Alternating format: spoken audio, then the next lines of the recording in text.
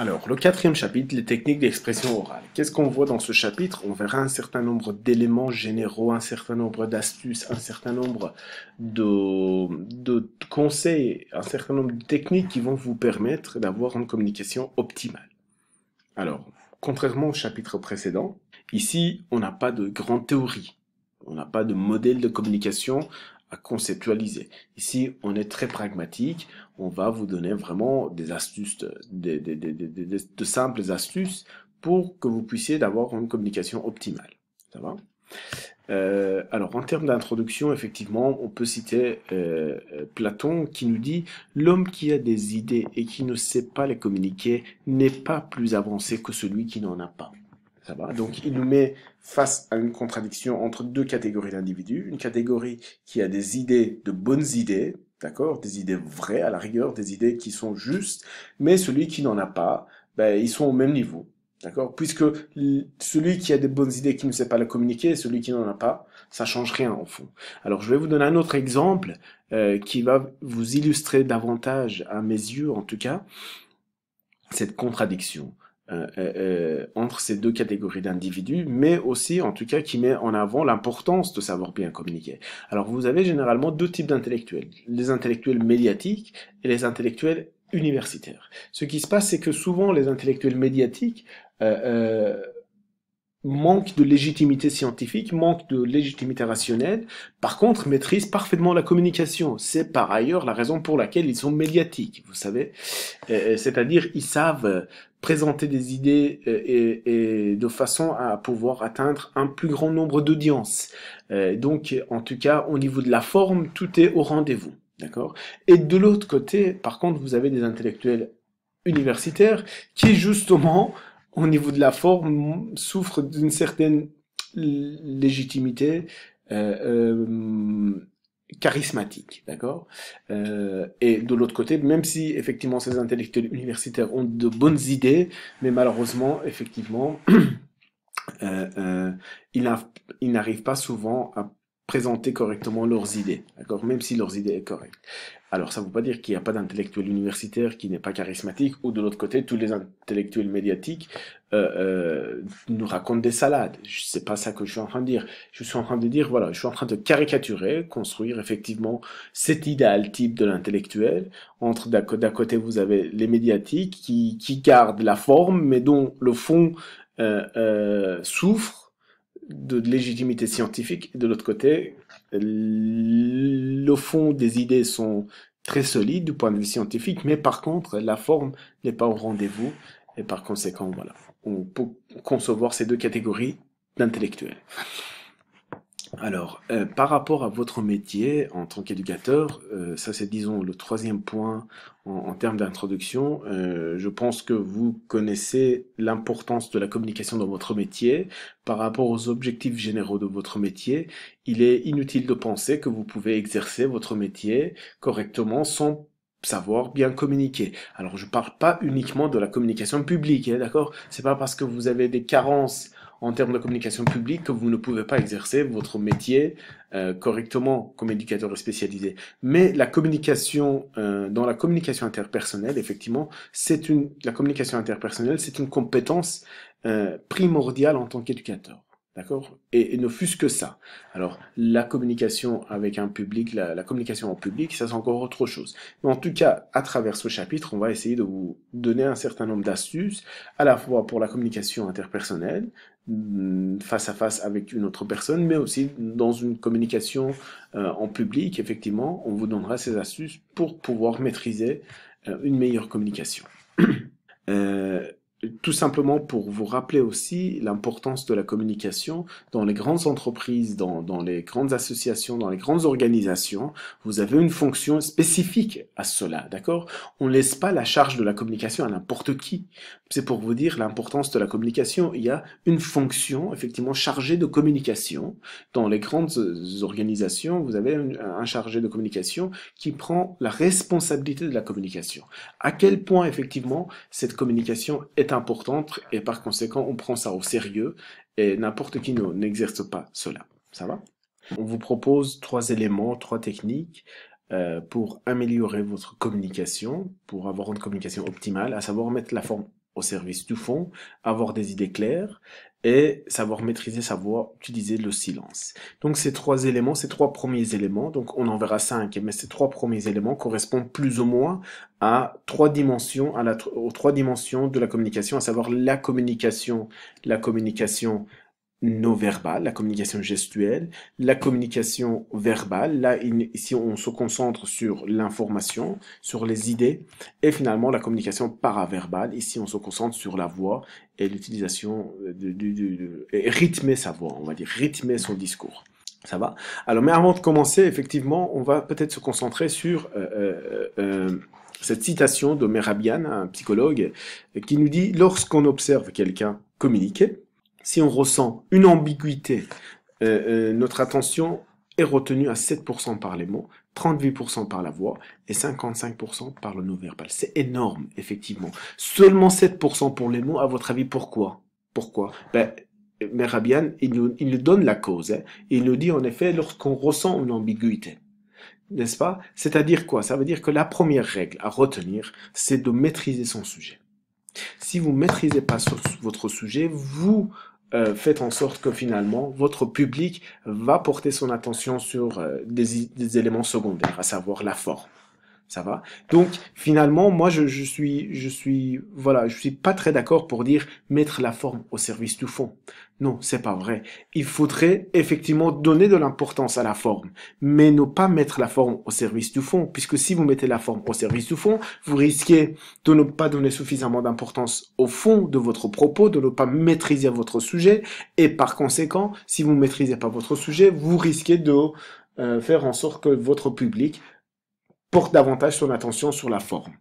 D'accord? Donc, c'est bien la forme. C'est bien de mettre de l'accent sur la forme, de travailler la forme. C'est essentiel. Je dis pas le contraire. Mais de là à mettre la forme au service du fond, non. Donner de l'importance à la forme, de façon à ce qu'on puisse avoir une communication optimale. Excusez-moi. Donc, pour donner de l'importance à la forme, il va falloir qu'on se pose un certain nombre de questions, notamment comment est-ce que je vais introduire mon sujet? Est-ce que ça serait par une citation? Est-ce que ça serait par une question interpellante, une question choquante? Est-ce que ça serait par un exemple? Comment est-ce que je vais structurer mon discours? Est-ce que je vais faire ça? En tout cas, est-ce que je vais organiser mon discours? D'accord? Que je vais organiser ma communication à la fois verbale, non verbale et paraverbal, d'accord? Je vais réfléchir aux différents paramètres qui influencent ma communication et je vais essayer de les maîtriser. C'est ça la préoccupation, disons, de ce chapitre, d'accord? Et ici, dans un premier temps, on va se concentrer sur la communication gestuelle, sur la communication non verbale.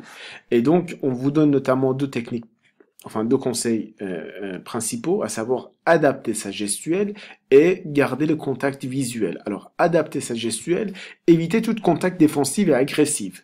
Par exemple, main dans les poches, bras croisés, doigts accusateurs, voilà. Il faut éviter tout ça. Alors, attention, mesdames, messieurs, tout est une question de mesure, n'est-ce pas? Ça veut dire qu'effectivement, si vous faites de trop, effectivement, vous attirez l'attention de tout le monde sur ces éléments-là. Si vous faites rien et que si vous êtes comme ça et que vous êtes immobile et que vous n'avez aucun, disons, communication gestuelle, ça aussi c'est contre-productif. Vous voyez ce que je veux dire? Donc tout est une question de mesure. Ça ne veut pas dire qu'effectivement, si pendant que vous êtes en train de mener votre discours, à un moment donné, vous mettez votre main dans votre poche pour une raison tout simplement d'être un peu naturelle, n'est-ce pas?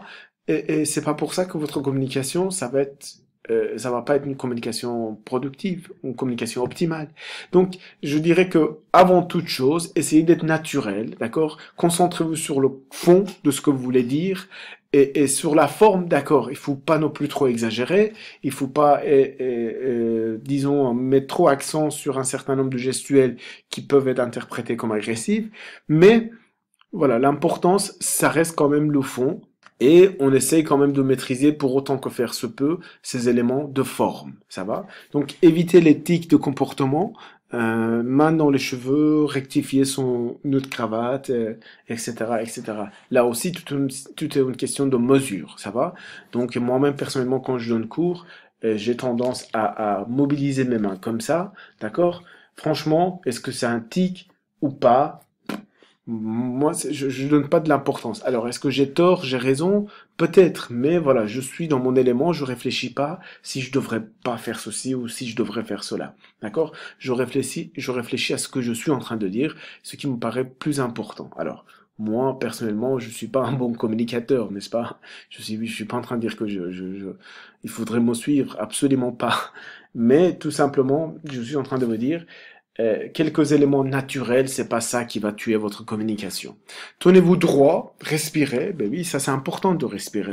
Par contre, ça c'est important. Respirer vous donnerez l'impression d'être détendu et rester et serez davantage. Effectivement, le fait de respirer, ça vous permet effectivement d'évacuer votre stress. C'est important, effectivement, toujours de bien respirer. Utilisez l'espace qui vous est donné. Alors ça c'est vrai à 100%, je dirais. Si vous restez immobile sur un lieu donné, certainement, vous allez avoir un public qui va s'endormir. D'accord? Donc c'est important effectivement de bouger, d'essayer de faire en sorte que la personne va vous suivre à un moment donné. Alors pas trop bouger non plus, encore une fois, tout est une question de mesure. Essayez de bouger de façon à ne pas rester trop immobile. D'accord? Alors, le contact visuel, ça c'est classique, on essaye de faire des zigzags, d'accord? C'est-à-dire, on n'essaye pas de garder juste le début, juste le fond, mais on essaye en zigzag, de regarder un peu ici, un peu ici, un peu ici, un peu par là. D'accord? Et de ne pas regarder, ça c'est une erreur fondamentale, d'accord? Il faut regarder son public, il faut le regarder dans ses yeux, effectivement. Alors, il est parfois facile de viser quelques personnes spécifiques pour pouvoir les regarder, ce qui n'est pas interdit, effectivement.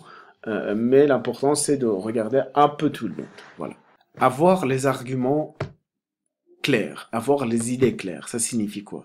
Ça signifie que dans votre argumentation, vous devez être précis, concis, crédible et que vous maîtrisiez bien votre sujet. Ça, j'ai déjà insisté là-dessus. Il faut maîtriser son sujet. Là, on est bien d'accord. Pour être précis, il va falloir effectivement faire un tri dans vos arguments. Il va falloir faire un tri et distinguer deux types d'arguments. Et de dire, il y a des arguments centraux, il y a des arguments principaux, il y a des arguments périphériques. Ok? Et dans ma présentation orale, je vais essayer de mettre en avant les arguments les plus importants, les arguments les plus centraux. Et après, les arguments périphériques, effectivement, je vais les garder en poche, en réserve, et je vais les sortir en cas de besoin. En cas de besoin, ça signifie quoi? Si jamais on me pose la question, tout simplement. Donc ça, c'est la stratégie la plus, effectivement, commode et la plus utilisée en la matière. C'est du temps sur la raison et les bénéfices. Ça signifie, effectivement, que vous devez donner de l'importance aux capacités de raisonnement de votre public. Ça signifie, il suffit que vous leur donnez les bonnes raisons pour qu'ils puissent vous donner raison, en quelque sorte. Ça signifie, il suffit de leur montrer leur intérêt à partager vos valeurs. Vous voyez? Donc, ça signifie, la phrase suivante, ça signifie donner aux hommes un pourquoi, ils trouveront les comment. Il y a aussi un risque de voir tout changement comme une contrainte si vous leur imposez votre façon de penser, si vous leur imposez vos valeurs, si vous leur dites ce qu'ils doivent penser. Laissez-les venir par leur travail d'entendement, par leur travail intellectuel propre. Laissez-le venir arriver à votre argumentation, n'est-ce pas? Et donc, effectivement, dans ce cas-là, vous serez, disons, efficace dans votre communication. N'en dites pas trop dans vos arguments, c'est ce que je disais à l'instant.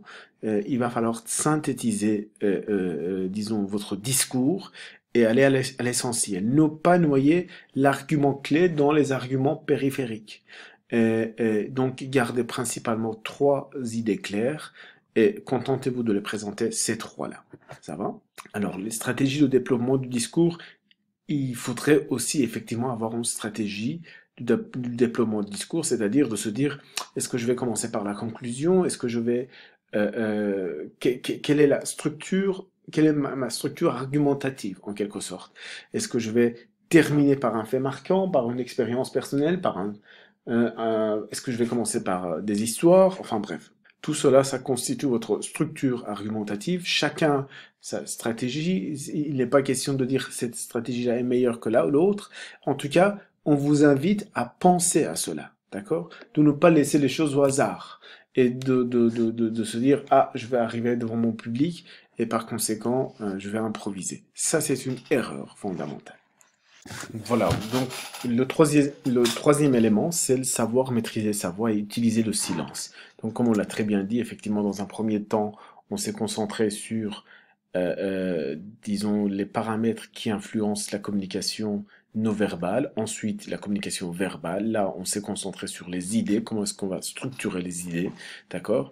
Et troisièmement, là, on se concentre sur la communication paraverbale, c'est-à-dire ce qui touche la tonalité, mais aussi le rythme de votre discours. Ok. Alors, premièrement, parler calmement, c'est évident.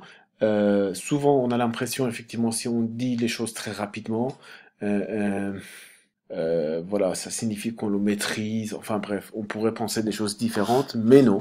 Il faudrait y aller tout doucement. Il faudrait aller en tout cas avec le rythme de votre public. Attention à ne pas trop ralentir non plus, au risque de faire en sorte que votre public soit endormi. Donc je dirais que finalement, il y a un équilibre à respecter, ni trop lent, ni trop rapide. D'accord?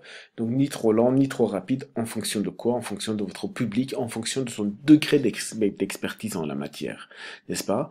Donc, et il est aussi tout judicieux de savoir augmenter et diminuer le rythme en fonction des matières. Parfois, ben, c'est des matières effectivement que tout le monde connaît, c'est des éléments que tout le monde connaît.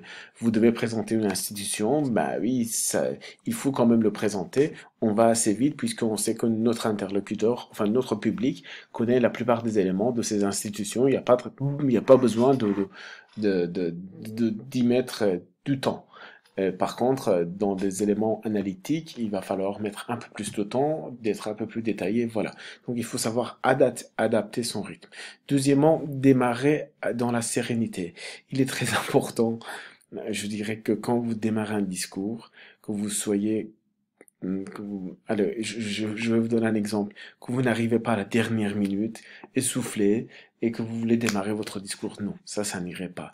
Il va falloir que quand vous voulez démarrer un bon discours, effectivement, que vous soyez à l'heure, que vous faites ça dans le calme et avec la sérénité. Ça va? On peut pas réussir un discours vite fait, bien fait. Ça, c'est pas possible. Ça, c'est pas possible. Effectivement, il va falloir mettre du temps et poser un cadre approprié à cela. Alors, prévoyez des pauses, certainement. Donc, les capacités de concentration de votre public sont en maximum 40 minutes. D'accord? Maximum. Alors, quand je dis maximum, là, je parle de grands adultes, hein, n'est-ce pas? Alors, je sais très bien qu'effectivement, dans les cours, les cours sont conçus à des fins d'organisation, à des fins organisationnelles, en disant que voilà, il va falloir qu'on puisse aller vite. Donc, par conséquent, on vous garde parfois plus que 40 minutes, mais normalement, les capacités de concentration d'une personne normale adulte, ça peut pas dépasser effectivement 40 minutes. Alors, certains disent même moins, mais en tout cas, voilà, la norme est de dire 40 minutes. Mais voilà, prévoyez des pauses, c'est primordial, sinon le public va décrocher, vous êtes dans votre élément, vous vous rendez pas compte, mais il est important de prévoir des pauses. Articuler distinctement, c'est ce que je fais pas souvent. Personnellement, effectivement, voilà, j'articule pas bien et c'est une erreur dans une bonne communication. Les grands discours, ce sont des discours articulés, ce sont des discours où l'émetteur met son temps, articule bien et pèse ses mots et par conséquent met un accent particulier joue avec, disons, ses mots, d'accord? Il joue avec le rythme et la tonalité de sa voix, effectivement, surfe sur les mots les plus importants. D'accord? Mettez de la mélodie et du relief dans votre présentation, bien évidemment. Alors pour cela, il faut vous entraîner. Il faudrait que vous ayez confiance dans votre discours. Si vous ne maîtrisez pas votre affaire, ça, je suis désolé, ça serait pas possible de mettre de la mélodie dans un discours que vous ne maîtrisez pas. Il va falloir d'abord maîtriser, n'est-ce pas? Après, la mélodie, je dirais, viendra, puisque c'est une histoire que vous allez raconter par la suite, puisque vous maîtrisez votre sujet. Ça va? Ayez toujours un verre d'eau à portée de main, bien évidemment, un verre d'eau, voire un verre de café, et effectivement, tout ça, ce sont des outils les plus importants pour un émetteur de discours en public. Placez judicieusement la phrase de silence. Pardon. Placez judicieusement dans la phrase des silences. Ça signifie quoi? Ça signifie qu'il faut pas avoir peur des silences. Ça signifie qu'il faudrait pouvoir savoir exploiter les silences. Alors, comment est-ce qu'on exploite les silences? Premièrement, c'est que il faudrait ne pas en avoir peur. Deuxièmement, les silences, ça permet à votre public de penser, de synthétiser, de se dire ah qu'est-ce que j'ai compris, qu'est-ce que j'ai pas compris, et poser des questions. En tout cas, les silences sont, je dirais, constructifs. Constructifs dans toute communication bidirectionnelle, les silences, bien évidemment, sont constructifs. On ne parle pas des communications de masse, etc. D'accord? On parle des communications bidirectionnelles, de face à face. Les silences sont constructifs. Ceci est valable aussi pendant des entretiens. Si vous menez des entretiens, donc les silences, effectivement, c'est connu. Il faudrait savoir les exploiter. À un moment donné, il faut savoir ne pas poser de questions et il faudrait laisser l'interviewé réfléchir par rapport à ses propres propos et rebondir sur ce silence et nous dire des choses encore plus intéressantes. Ça va? Donc, les silences sont précieux, en quelque sorte, à la fois pendant toute communication et entre autres pendant les entretiens. Alors, comme vous voyez ici, il y a 3 points, donc on pourrait vous donner des exemples, des situations différentes où on pourrait travailler sur la communication paraverbale, d'accord, sur la dimension paraverbale de votre communication. À l'occasion, je viendrai avec ma propre grille, d'accord, issue de mon propre cours, et là, il y a quelques éléments supplémentaires. Mais en gros, voilà, chacun en fonction de ses besoins, chacun en fonction de, je dirais, de son bon sens, et qu'il va falloir agir, et par conséquent, il n'y a pas de règle absolue, et c'est vous qui voyez en fonction de ce qui vous semble important ou pas. Quatrième point, faire preuve d'empathie et d'assertivité. Ici, donc, contrairement aux 3 premiers points, c'est-à-dire quand on s'est concentré dans un premier temps sur les paramètres qui influencent les dimensions verbales, euh, non verbales et paraverbales. Et maintenant, on va s'intéresser, disons, plutôt à la dimension relationnelle, d'accord, de la communication, c'est-à-dire à sa dimension sociologique. Là, on va faire de la psychologie, on va dire, d'accord.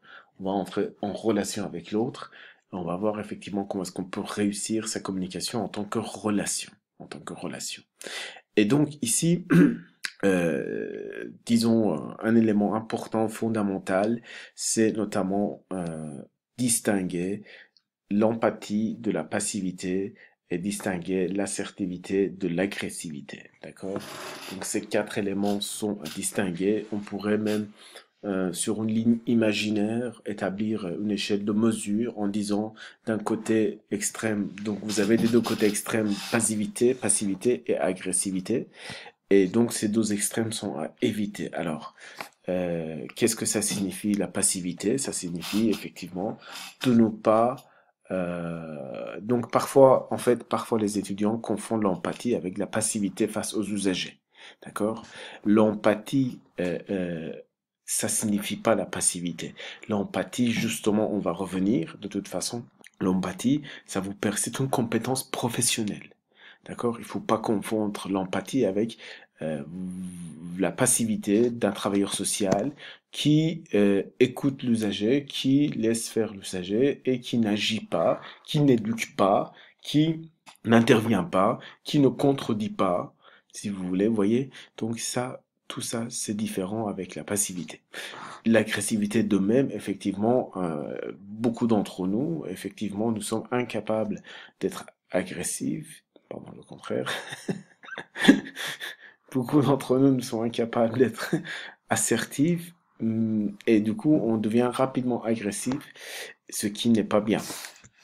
Alors l'empathie ça signifie la capacité de comprendre l'autre en se mettant à la place de l'autre. Alors ça, bon, c'est la définition classique, mais ce qu'il nous faut dans l'empathie particulièrement, c'est justement on essaie de comprendre l'autre, on se met à la place de l'autre, mais il y a un élément supplémentaire. C'est quoi cet élément supplémentaire? C'est garder cette distance. Ok?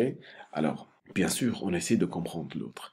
Mais dans cette compréhension, on garde la distance, ça signifie on se laisse pas embarquer par la souffrance de l'autre. Quand on rentre chez soi, en tant que travailleur social, on va essayer de mettre de côté, d'accord? On a essayé de comprendre l'autre, mais là, on va mettre la souffrance de côté. Mais cette distance, ça nous permet aussi de ne pas forcément légitimer le comportement de l'autre. Comprendre l'autre, ça signifie pas légitimer le comportement de l'autre. Donc, et c'est grâce à cette distance que nous pouvons, en fin de compte, à la fois comprendre les raisons qui ont amené la personne à être ainsi, à agir ainsi, sans pour autant lui donner raison. Donc comprendre les raisons de l'autre, ça signifie pas lui donner raison. Et c'est grâce à cette distance affective que votre empathie devient une compétence professionnelle. Alors, comment est-ce qu'on peut exercer vraiment l'empathie? Donc, pour mieux comprendre l'empathie, ben, il faut savoir comment est-ce qu'on pourrait vraiment faire de l'empathie. Premièrement, comme on l'a dit, il faut comprendre les raisons, les bonnes raisons de la personne, sans pour autant, encore une fois, légitimer son comportement, n'est-ce pas?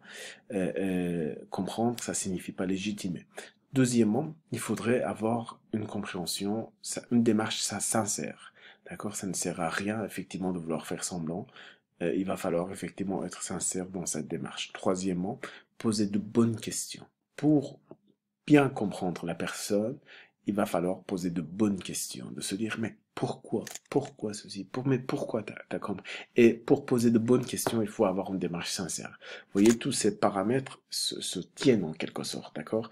Vous ne pouvez pas bien comprendre l'autre sans poser les bonnes questions, et vous ne pouvez pas poser les bonnes questions si vous n'avez pas une démarche sincère et si vous n'écoutez pas attentivement. Vous voyez, donc ici, je reviens notamment sur un autre élément, je vais vers un autre élément, à savoir l'écoute attentive. D'accord? Écoutez attentivement. Ici, il y a une erreur. Écoutez attentivement. Donc, intéressez-vous à la personne. Donc, il faut s'intéresser à la personne pour pouvoir poser de bonnes questions. Il faut aller en profondeur, c'est-à-dire il faut comprendre les spécificités de la personne et par conséquent, il faudrait aussi vérifier ses compréhensions, de se dire est-ce que ce que j'ai compris de ton comportement, de tes raisons d'agir, est-ce que c'est bien cela? Par contre, j'ai pas compris cela. Est-ce que tu veux bien me réexpliquer? Vous voyez, d'avoir une démarche vraiment sincère dans cet entretien et tout en gardant la distance professionnelle. Et dans ce cadre-là, on peut parler d'empathie, d'accord, en tant que compétence professionnelle. L'assertivité, qu'est-ce que l'assertivité? L'assertivité, ça signifie cette capacité à pouvoir s'exprimer, donc tout en respectant l'autre, à pouvoir exprimer ses besoins, ses sentiments, ses droits, tout en respectant les droits de l'autre, les besoins de l'autre, la personne de l'autre, n'est-ce pas? Donc, en quelque sorte, ce qui est difficile particulièrement dans l'assertivité, c'est principalement le respect de l'autre. Vous voyez, le respect de l'autre et le combiner en quelque sorte avec l'expression de ses sentiments et de ce qui nous touche. Okay. Souvent, effectivement, quand on réussit pas sa communication assertive et qu'elle se transforme en communication agressive, c'est que dans l'expression de ses droits, on oublie le respect de l'autre, n'est-ce pas? Alors, comment est-ce qu'on devient assertif? Je dirais que il n'y a pas de baguette magique pour devenir assertif. Ben, je dirais que c'est l'expérience, principalement. Il faut communiquer, il faut s'exercer à avoir une communication assertive pour pouvoir le devenir. Ok? On ne naît pas assertif, on le devient. Ça, c'est sûr. C'est-à-dire, vous ne pouvez le faire que si vous vous exercez à faire cela. Et c'est pas en un jour que vous devenez assertif, ok? Ce n'est qu'à force de s'exercer, effectivement, on apprend à être assertif. Alors, donc, donc, alors ici, on est toujours dans la définition, c'est-à-dire on exprime ses pensées, ses sentiments et ses convictions, tout en respectant les pensées et les définitions et les convictions des autres. Ça, ce qui était aussi inclus dans la définition. Alors, c'est une autre stratégie, ça consiste à supposer le meilleur de la personne qui est en face de nous. C'est-à-dire, souvent, quand on n'arrive pas à avoir une communication assertive, souvent on ne fait pas suffisamment confiance à l'autre, à ses capacités de compréhension, à ses capacités de, de, de, de, de à ses capacités intellectuelles, à ses capacités, enfin, donc dans l'ensemble, on fait pas confiance à l'autre.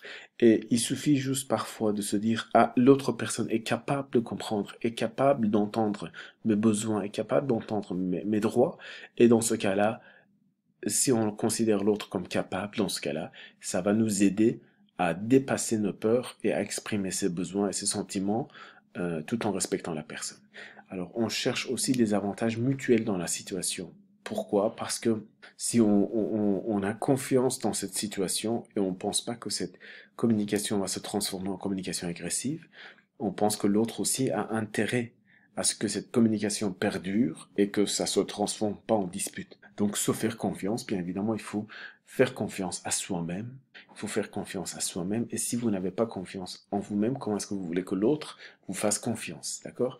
Et ça, c'est, je dirais, quelque chose de circulaire. Donc, c'est grâce à votre confiance à vous-même que l'autre arrive à vous faire confiance. Ok, ceci est contagieux.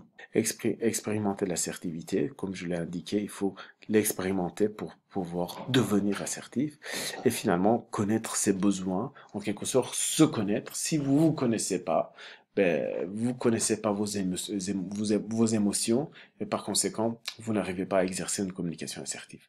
Et une communication assertive, effectivement, quand vous l'exercez, c'est à ce moment-là pendant vos premières expériences que vous allez vous rendre compte, ah, voici mes faiblesses, ah, c'est ce qui me fâche, ah, c'est ce qui me touche beaucoup. Et c'est à ce moment-là que vous commencez à vous connaître. Donc, disons, les choses les plus importantes, c'est expérimenter l'assertivité qui va vous permettre de vous connaître et connaître vos besoins et ainsi de vous faire confiance, etc., etc. D'accord? Pratiquer l'écoute active. Qu'est-ce que ça signifie? Donc, c'est dans la continuité de ce que j'ai dit récemment. Euh, il n'est pas possible de parler d'une bonne communication sans une écoute active, d'accord? Notamment dans le point précédent, on a parlé de l'assertivité. Et c'est pas possible d'être assertif si on n'écoute pas la personne, si on connaît pas la personne pour connaître ses besoins et pour le respecter, et y compris pour l'empathie. D'accord? Alors, l'écoute active, ben, comment est-ce qu'il faudrait s'y prendre? Premièrement, il faut être attentif. Comment? Il faut regarder la personne dans les yeux, n'est-ce pas? On regarde la personne dans les yeux. On est ouvert d'esprit, c'est-à-dire on pense aux possibilités, aux nouvelles possibilités qui peuvent venir, effectivement. Si on est fermé d'esprit, on n'arrive pas à écouter. Il faut être réceptif vis-à-vis des idées nouvelles. Donc ça, disons, ça rejoint un peu l'élément précédent. Établir un climat confortable. Si on est dans un bureau, si on est assis, s'il y a dans un climat de confiance, effectivement, ça permet une meilleure écoute. D'accord? Si on est debout devant la porte d'entrée dans un couloir où il y a d'autres usagers qui passent, forcément, ça ne nous permet pas d'avoir une écoute. S'il y a d'autres personnes dans le bureau, ça rend difficile l'écoute active, forcément. Alors, écouter ses propos sans interrompre et sans porter de jugement. Oui, en effet, si à chaque fois vous coupez votre interlocuteur et que vous ne le laissez pas s'exprimer, forcément, ce climat de confiance n'a pas lieu, n'est-ce pas? Et si vous portez des jugements constamment dans ce que l'autre dit, forcément, ça pose. Assurer sa compréhension, ici on est dans la fonction de la boucle de rétroaction. Ça signifie qu'on fait constamment des feedbacks à travers des questions, des reformulations, on fait des résumés. Donc ça nous permet d'assurer sa compréhension. Et ici, notamment, en dernier lieu, on confirme, effectivement, on confirme quoi? On confirme si on a bien compris l'ensemble des propos de la personne. D'accord? C'est-à-dire à travers d'une synthèse qu'on fait de ses propos, qu'on fait de ses propos à travers les thèmes les plus importants dans ce que la personne a dit. Donc, on les sélectionne ces thèmes les plus importants et on lui fait une synthèse pour dire, voilà, à travers cette communication, à travers cet entretien, moi j'ai retenu ça, ça, ça, ça. Ce travail de synthèse à la fin de l'entretien est très important puisque sans ce travail de synthèse, effectivement, on perd en termes d'efficacité par rapport à toute communication. Et on demande aussi à l'autre de faire, voilà, qu'est-ce que tu as compris de cet entretien? D'accord? Qu'est-ce que tu as compris de cette communication? Qu'est-ce que vous avez compris? Et faites-moi un feedback de ce que vous avez retenu de cet entretien. Donc, Pour pratiquer une écoute active, on est attentif soi-même, on essaye de faire des boucles de rétroaction et troisièmement, on fait une synthèse à la fin.